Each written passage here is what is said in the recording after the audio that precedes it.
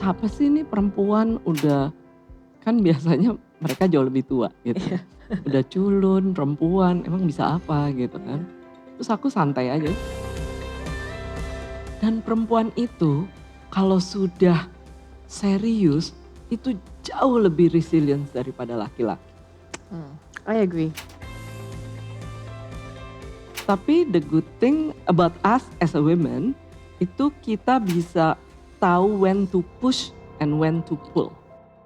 Hai teman-teman, hari ini kita hadir di panggung kedua Ngobrol Sore Semaunya live on stage di Kota Malang. Dan episode hari ini super spesial karena aku hadir untuk teman-teman semua bersama BNI. Nah, info penting untuk teman-teman, kini buka tabungan BNI Plus Muda dan BNI Plus Business dapat dilakukan secara digital melalui BNI Mobile Banking tanpa perlu datang ke cabang. Jadi yuk buka rekening digital BNI, nggak pakai nanti.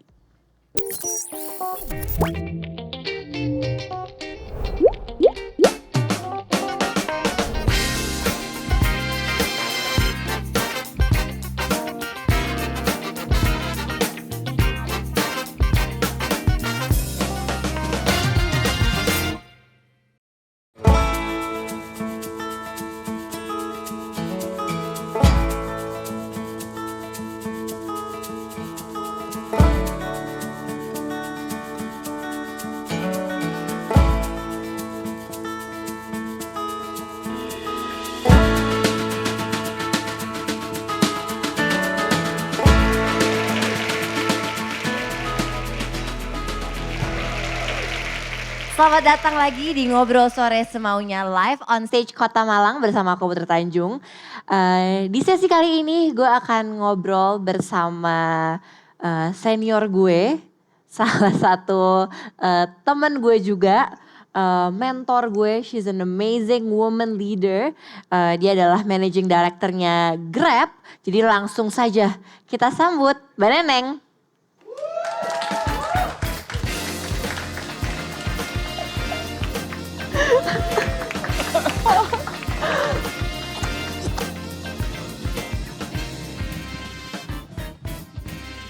Halo. Halo.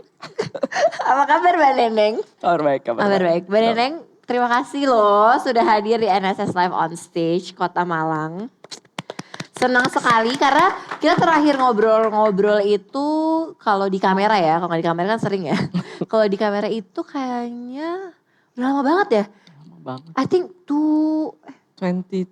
2020 ya? 2020 or 2021. 2020, I remember. The first pahlawan digital yang kita launch di Ngobrol Sore. Ngobrol Sore. Iya, lama banget ya.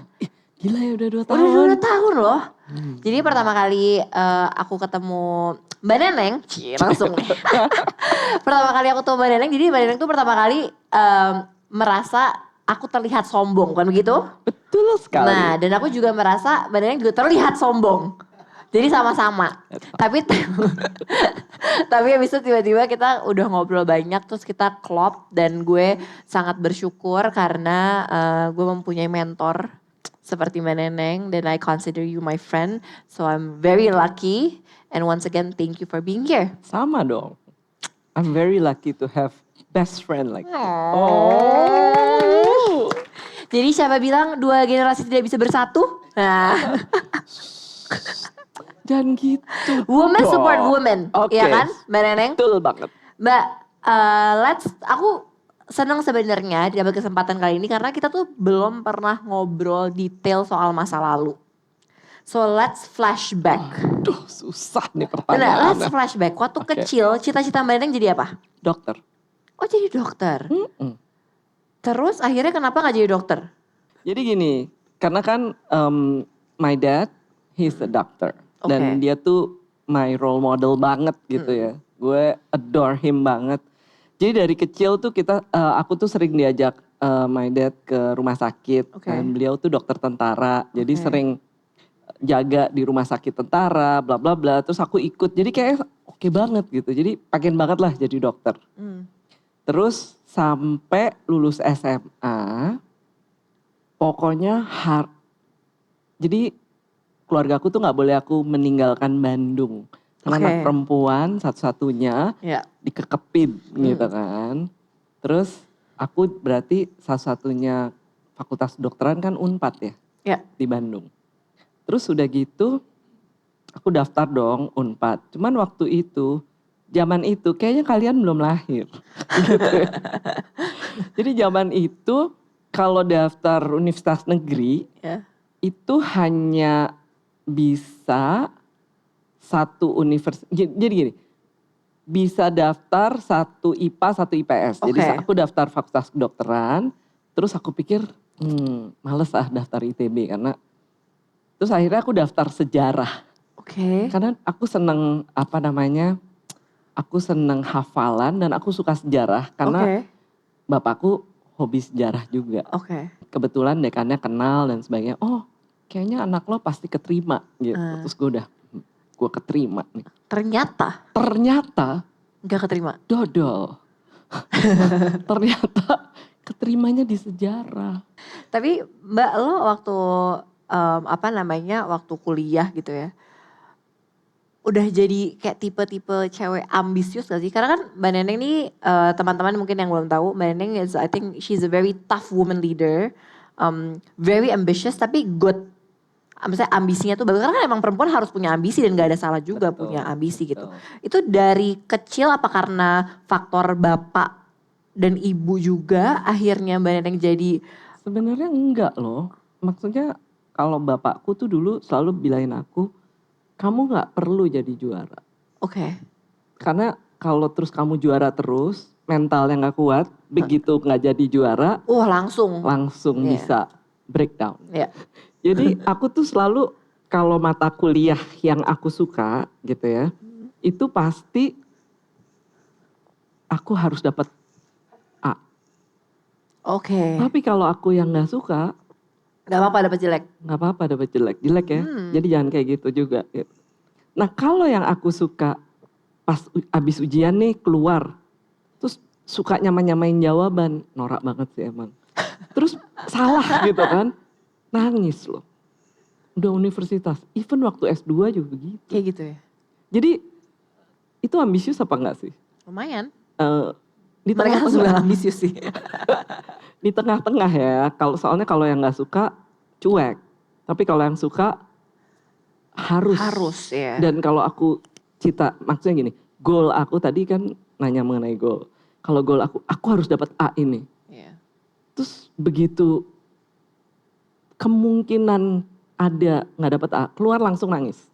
Jadi anak-anak suka ngeledekin tuh teman-teman, cari tiang gitu. Pasti nangis soalnya kan kalau orang India nangis suka peluk tiang gitu. Itu ada bagus enggaknya sih ya. Karena ya dong Mbak Neneng, karena kalau misalkan if you want something really bad gitu ya, dan fokusnya udah ke satu hal terus tiba-tiba nggak dapet ya kan, resultnya pasti kecewa, patah hati, nangis gitu kan. Tapi abis nangis udah. Nah, tapi how you overcome it? Pasti kan semakin dewasa semakin lebih baik dong. Iya. Jadi dengan berjalannya waktu, akhirnya karena even though aku waktu itu nangis, itu cuman nangis terus habis itu udah ketawa lagi gitu. Udah maksudnya it's past. Iya, itu bagian dari embracing the feeling ya. Betul. Jadi kayak gitu. Dan dengan berjalannya waktu, pada waktu aku masuk kerja gitu, I always have like 2 tahun aku harus dipromot jadi ini, 3 tahun whatever gitu. Kalau nggak dapet ya masih omel-omel dikit gitu. Tapi it's a journey kalau aku. It's a journey, Karena that's true. In different stage of your life itu beda. Jadi setelah aku punya anak, aku nggak pernah aku berpikir I wanna be CMD, I wanna be whatever. But I love to work. Jadi just work because I like it. Kalau aku nggak suka ya udah. Iya. Walk me through your professional journey Mbak Neneng. Jadi waktu itu pertama kali masuk ke dunia karir itu bekerja sebagai consultant. For how many years? Kayaknya lama banget deh. Kayaknya anak-anak di sini masih less than my career ini ya, di consultant. More than 2 decades. Oh, more than 20 years. Ini adik-adik umurnya berapa? Gitu. Apa yang waktu itu waktu kerja di consulting for so long, apa yang Mbak Neneng petik atau ambil dari working in consulting? Jadi di consulting itu the good thing number one itu adalah working as a team, Yeah. collaboration. Yeah. That's number one. Number two, I always learn something new. Yeah. Karena kan as a consultant, we always have to be one step Yeah. ahead dari klien-kliennya Betul. dong. Kalau nggak klien-kliennya nggak mau beli Jasanya. Iya. Gitu kan. So itu yang aku suka karena I have to learn all the time. Yeah. I have to learn new thing all the time. And gitu you work kan. with different industries as well. Oh yes. Jadi financial service pernah, oil and gas pernah, Yeah. product manufacturing pernah, banking pernah. Jadi menarik karena tertantang terus gitu. Sebagai career woman di consulting for so long ya Mbak Neneng, so long gitu. Dan itu kan juga butuh proses ya teman-teman untuk sampai Mbak Neneng di titik seperti sekarang gitu. Dan as a woman pasti, ini adalah sebenarnya topik yang aku sering ngobrolin ya sama Mbak Neneng gitu ya, soal women empowerment, soal women equality gitu. Waktu pertama kali masuk career gitu, as a woman Mbak Neneng, waktu itu ada perbedaan gak sih? Kalau saya itu dari dulu emang kayaknya anaknya cuek ya. Aku nggak pernah ngerasain adanya perbedaan. Karena menurut aku kita sebagai perempuan kalau kita merasa ada perbedaan itu hanya di dalam diri kita aja, kita yang takut. Karena sebenarnya enggak kok. Enggak ada perbedaannya, kita sama aja gitu. Kalau kita pikir kita beda, jadinya kita beda gitu. Tapi kalau kita mikir enggak kok sama aja. Yep. I don't feel that. Jadi ya santai aja gitu. Tapi pasti dong ada challenge-nya. Karena kan Mbak Neneng bekerja for so long gitu, for more than 20 years. Bekerja di company yang very male dominated gitu kan. Jadi what's the biggest challenge? Challenge and opportunity. Ya. Yeah. Jadi selalu challenge is opportunity. Karena klienku misalnya oil and gas. Is male dominated kan. Yeah. Di tambang is male dominated.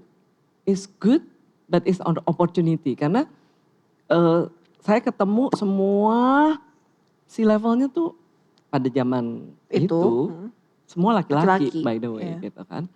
Tapi the good thing about us as a women itu kita bisa tahu when to push and when to pull. Karena kan kita terus terang kelebihan perempuan itu kalau kita ngomong, kalau kita ngobrol, kalau kita mau nge-push sesuatu, kita kan bisa, kita selalu melihat apa ya gerak-geriknya dari lawan bicara kita gitu. Yeah. Do I have to push more? Terus kalau dia udah mulai tinggi, kelihatan kan tampangnya, aku pull. Nah itu saya ngerasa bahwa itu satu kelebihan juga gitu kan.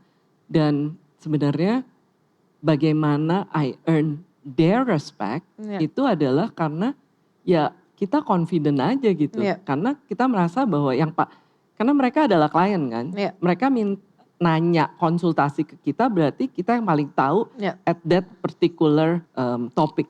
Yes. Ya udah. Jadi gitu. Cuman kadang-kadang juga dilihatnya gini. Siapa sih ini perempuan udah, kan biasanya mereka jauh lebih tua gitu. Udah culun, perempuan, emang bisa apa gitu kan.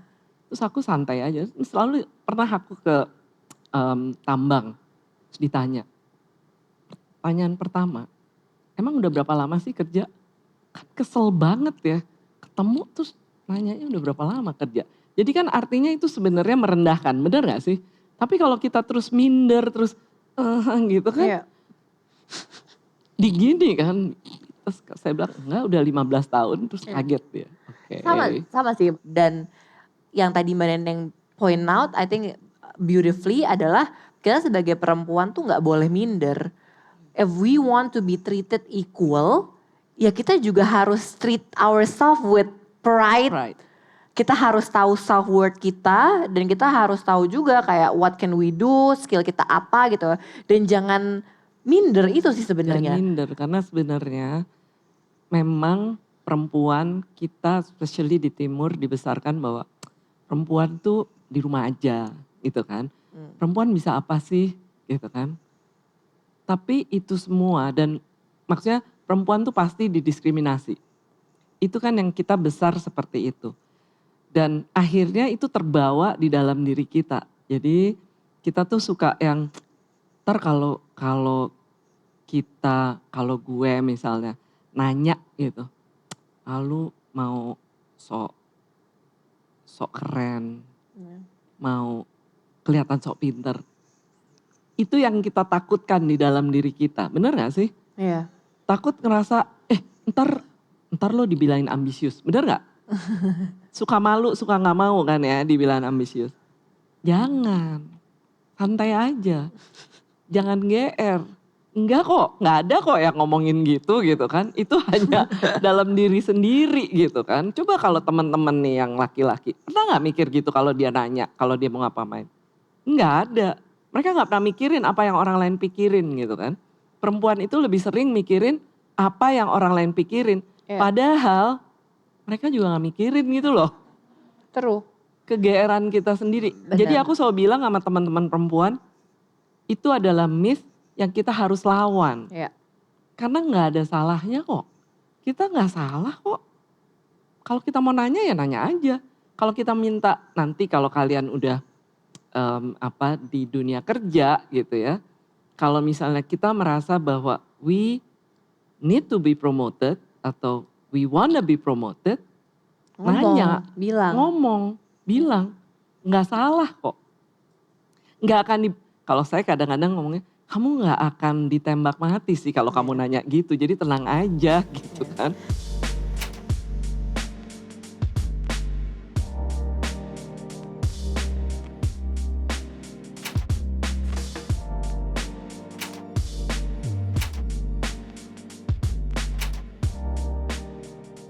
Tapi kalau misalkan ngelihat the progress gitu, what do you think of women empowerment nowadays? Kalau aku ngelihat progresnya sekarang gitu ya, it's very very very good. Okay. Karena banyak sekali perempuan yang sudah terbuka pemikirannya. Dan bahwa kita ingin sekali semua teman-teman perempuan ini bisa berhasil dan sukses.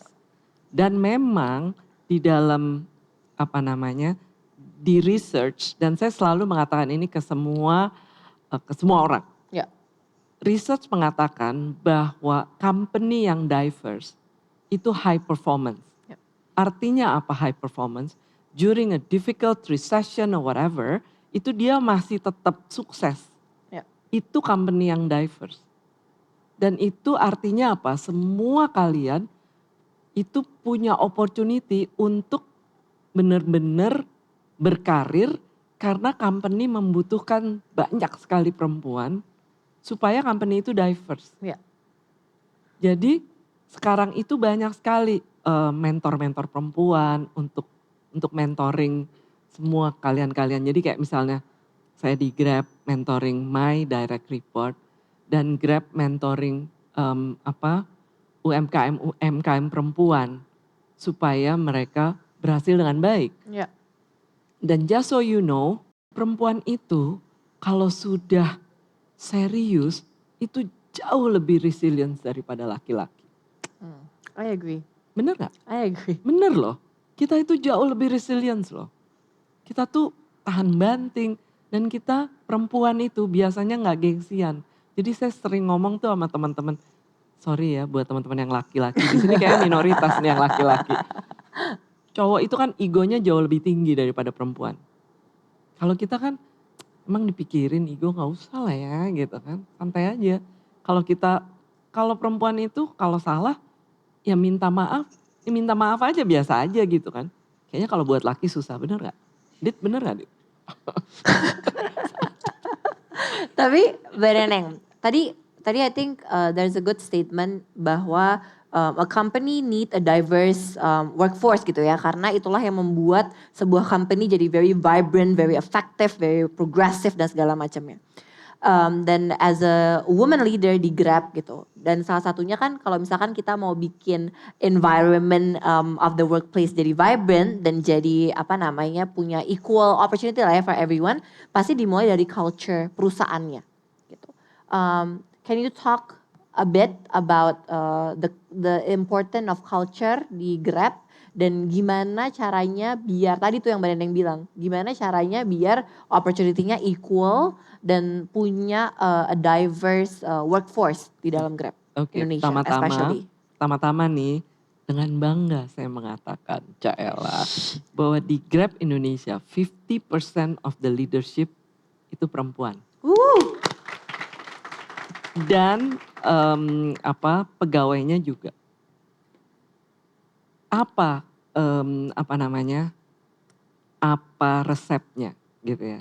Resepnya adalah sebenarnya banyak company sudah melakukan resep itu. Artinya bahwa kalau daftar itu nggak dilihat kamu perempuan atau laki, kamu seperti apa dan sebagainya. Nggak ada, semuanya berdasarkan merit. Itu nomor 1. Nomor 2, kita banyak melakukan training dan kita di company itu ada yang namanya SRW, Safe Respectful Workplace. Workplace gitu ya. Itu artinya bahwa semua ditreated sama dan semua harus respecting each other. Jadi ada trainingnya dan kita training karena kadang-kadang kan dulu kan bercandanya kadang-kadang kan lupa bahwa kita itu perempuan. Bener gak sih? Iya. Suka kadang-kadang especially kalau banyak laki-laki gitu terus kita perempuan sendiri bercandanya suka salah. Nah itu kita ajarin dan sebenarnya itu berlaku nggak hanya kepada karyawan. Tapi kita juga mengajarkan kepada mitra pengemudi kita. Ya. Jadi mitra pengemudi itu ada yang gini kan kalau misalnya mereka bilang, wah ibu cantik nih hari ini, that is sexual harassment. Mereka nggak tahu dan kita educate juga mereka gitu kan dengan kerjasama sama Komnas Perempuan dan para mitra pengemudi kami itu mengatakan bahwa mereka nggak pernah tahu ini dan mereka senang di training sehingga mereka juga bisa training orang-orang di sekitarnya. Iya. Nah seperti itu ya, mulai dengan respect, mulai dengan ini berlaku tidak hanya untuk karyawan tetapi juga dengan mitra. Baik mitra pengemudi, mitra merchant. Tapi mitra merchant kita di Grab 60% perempuan. Dan yang bertransaksi di Grab itu juga 60% perempuan. Dan sebenarnya UMKM Indonesia 60% dimiliki oleh perempuan. Betul. Dan kita mesti bangga.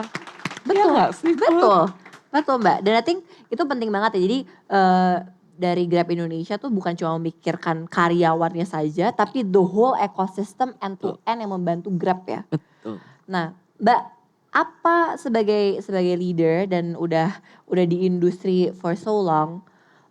Value apa sih yang Mbak Neneng pegang, yang Mbak Neneng bisa share ke seluruh wanita di Indonesia. Menurut Mbak Neneng value apa yang mereka harus punya juga? Susah banget nih pertanyaannya. Jadi untuk perempuan ya? Iya, atau untuk perempuan. Semua orang? Untuk semua boleh, tapi khususnya mungkin untuk perempuan ya. Value apa yang kita harus pegang Mbak Neneng? Sebenarnya kalau saya tuh melihat value itu tanpa gender tanpa gender Ibu Putri gitu ya. Karena value itu sama buat semua. Yang pertama adalah kalau kamu di karir dimanapun kamu berada, you always have to do your best. Mau kerjaan itu ece-ece atau kerjaan itu susah, just do your best. Itu yang pertama. Yang kedua, integrity. Always in anything and everything you do, you need to have integrity. And you need to have also a principle in your life. Prinsipnya itu bukan prinsip orang tua, bukan prinsip siapapun. You yourself. Itu yang paling penting. Sebelum kita ke pertanyaan terakhir yang susah, kita main game dulu. Oke, jadi ini gamenya adalah jawab semaunya. Jadi gue akan ngasih Mbak Neneng pertanyaan, Mbak Neneng tinggal jawab dengan cepat. Ketika bangun pagi, hal apa yang langsung saya pikirkan? Hari ini mesti ada meeting apa jam berapa? Waktu kecil hal yang paling memalukan yang pernah saya lakukan atau alami adalah menyanyi di depan semua orang dan kayak radio rusak nggak berhenti-berhenti. Muter terus gitu. Sumpah. itu kelas. TK. Ya ampun, masih diingat sampai sekarang ya? Iya soalnya lagunya si Jago Mogok gitu. Gak tahu kan? Gak tahu sih, tapi kayak lucu. Orang nggak banyak yang tahu kalau saya itu orangnya. Sebenarnya nih, aku orangnya nggak pedean. Mungkin ya sih. Beneran. Iya. Jadi sebenarnya dalam hati, aku tuh sebenarnya bukan orang yang pede. Interesting. Pertanyaan keempat, saya paling bete kalau menghadapi situasi seperti. Nah itu susah. Kalau orang udah tahu salah, Gak mau ngaku. Gemes Iya. banget Sama. rasa. Oke. Teman-teman saya bilang kalau saya adalah orang yang. Hobi kerja. Iya betul. Saya merasa hidup pada saat. Ngobrol-ngobrol dan ketemu orang. Iya. Lo menyerap energi ya.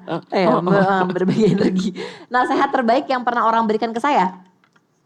Jangan pernah malu bertanya.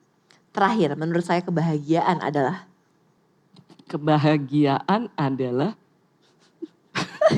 Kalau bisa ketawa-ketawa, bisa happy gitu.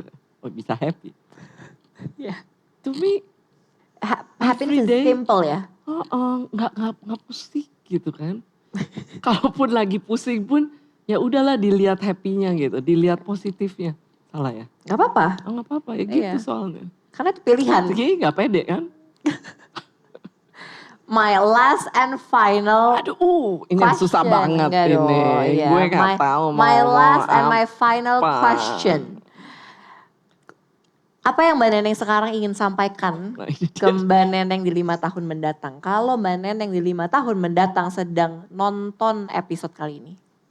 5 tahun datang gue mesti ngebayangin dulu Put, soalnya gue susah ngebayangin. Berarti lo umur berapa tuh 5 tahun mendatang? Umur 35. Oh iya, makanya lo mau bilang apa ke umur lo yang sudah 5 tahun lebih itu? Suruh waktu gua umur istirahat, 40. sehat-sehat, jangan kerja mulu. Enggak, kalau aku bilang, wah hebat sih emang. Kamu dulu kerja terus, mikirin creating an impact, keep doing it, no? Ya. Terima kasih Mbak Neneng. Terima kasih teman-teman yang sudah nonton Ngobrol Sore Semaunya. Dan jangan lupa untuk terus nonton Seksu Media, nonton Ngobrol Sore Semaunya cuma di Seksu Media. Bye-bye. Bye.